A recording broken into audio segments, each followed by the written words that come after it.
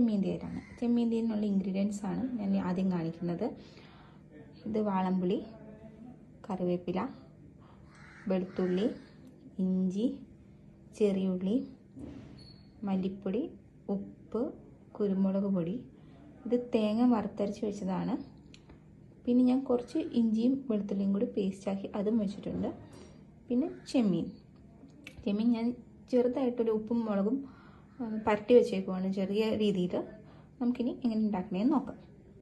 വറുത്തരയ്ക്കുന്നത് എങ്ങനെയാണെന്ന് ഒരുമാതിരി എല്ലാവർക്കും അറിയാം. എന്നാലും അറിയാത്തവർക്ക് വേണ്ടി ഞാൻ പറയാണ്. നമ്മൾ എടുക്കുന്ന കുറച്ച് തേങ്ങ, മല്ലി, മുളക്, ഇതെല്ലാം കൂടി നമ്മൾ ഒരു പാനിൽ വെച്ച് നല്ലപോലെ സോട്ട് ചെയ്ത് ബ്രൗൺ കളർ ആവുന്നവരെ നല്ലപോലെ സോട്ട് ചെയ്യണം. അത് കഴിഞ്ഞിട്ട് അത് കുറച്ച് വെള്ളം ചേർത്ത് മിക്സിയിലിട്ട് അടിച്ചെടുത്ത് വറുത്തര റെഡിയാവും. ഇനി നമുക്ക് കറി ഉണ്ടാക്കാൻ തുടങ്ങാം. അതിന് വേണ്ടി ഞാനൊരു മൺചട്ടി അടുപ്പത്തേക്ക് വെച്ചിട്ടുണ്ട്. ഞാൻ കൂടുതലും യൂസ് ചെയ്യുന്നത് മൺചട്ടിയാണ്. ഞാൻ എന്ത് കറി വെച്ചാലും കൂടുതലും മൺചട്ടി തന്നെയാണ് പ്രിഫർ ചെയ്യാറ്. ഒരു വേറെ ടേസ്റ്റ് തന്നെ നമുക്ക് കിട്ടാറുണ്ട്. നമ്മൾ മൺചട്ടി ചൂടാക്കാൻ വെക്കുന്നു. അത് കഴിഞ്ഞ് അതിലേക്ക് നമുക്ക് കുറച്ച് എണ്ണ ഒഴിച്ചു കൊടുക്കാം. ചട്ടിയിലേക്ക് കുറച്ച് എണ്ണ ഒഴിച്ചു കൊടുക്കുന്നുണ്ട്.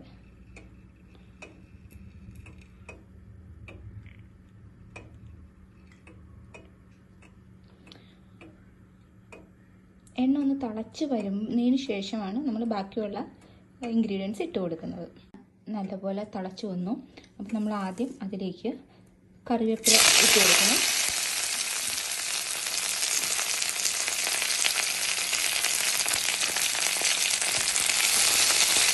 കറിവേപ്പില ഒന്ന് ആയി വന്നതിന് ശേഷം നമ്മൾ അരിഞ്ഞു വെച്ചേക്കുന്ന വെളുത്തുള്ളി, ഇഞ്ചി ഇട്ട് കൊടുത്ത് നല്ലപോലെ കഴിക്കണം. ഇതിലേക്ക് നമ്മൾ അരിഞ്ഞു വെച്ചേക്കുന്ന ചെറിയുള്ളി ചേർത്ത് കൊടുക്കണം.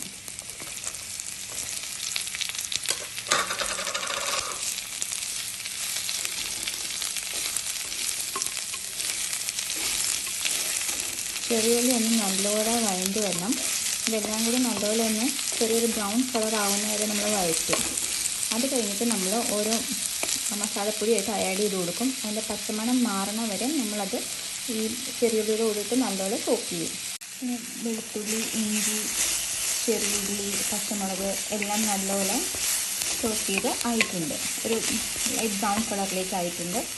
ഇനി നമ്മൾ ഇതിലേക്ക് എടുത്ത് വെച്ചേക്കുന്ന 2 സ്പൂൺ മല്ലിപ്പൊടി, 1 സ്പൂൺ കുരുമുളക് പൊടി, ആവശ്യത്തിന് ഉപ്പ് ചേർത്ത് കൊടുക്കണം.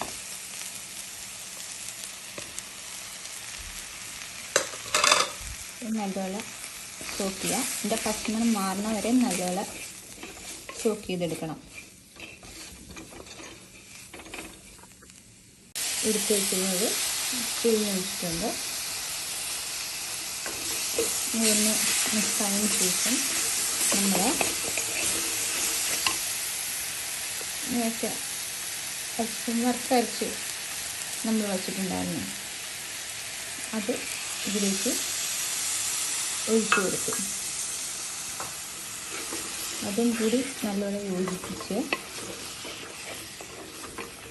നല്ലത് അതിൽ ചേർന്ന് യോജിച്ച് വന്നതിന് ശേഷം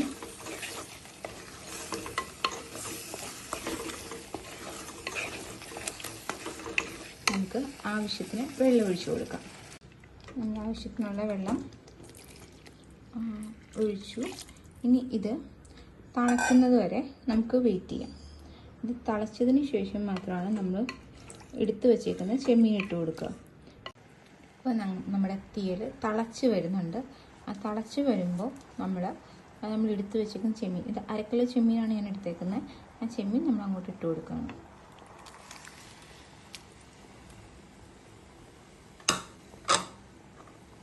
ഇട്ട് കൊടുത്തു. നമ്മൾ ജസ്റ്റ് ഒന്ന് ഇളക്കി കൊടുത്തിട്ടുണ്ട്. അധികം ഇളക്കണ്ട. അതിൻ്റെ മുകളിലേക്ക് നമ്മൾ 2 കറിവേപ്പിലയുടെ ഇതും കൂടി വെച്ച് നമ്മൾ അടച്ച് വെച്ച് വേവിക്കണം. ഡിമ്മാക്കി വയ്ക്കാം. നമുക്ക് ഡിമ്മാക്കി ഇനി ഇത് കുറച്ച് നേരം തിളച്ച് വറ്റി വരും. ഇനി നമുക്ക് തുറന്ന് നോക്കാം. ചെമ്മീൻ നല്ലപോലെ തിളച്ച് തീരെ നല്ലപോലെ ആയിട്ടുണ്ട്. നല്ലത് തിളച്ച് വറ്റി വന്നിട്ടുണ്ട്. ചെമ്മീനൊക്കെ നല്ലപോലെ വെന്തിട്ടുണ്ട്. വറ്റിക്കണമെങ്കിൽ കുറച്ചുകൂടി വറ്റിക്കാം. പിന്നെ ചോറിന് എടുക്കാനായതുകൊണ്ട് അധികം വറ്റിക്കുന്നില്ല. ഇങ്ങനെ നമ്മുടെ തീയൽ തയ്യാറായിരിക്കണം.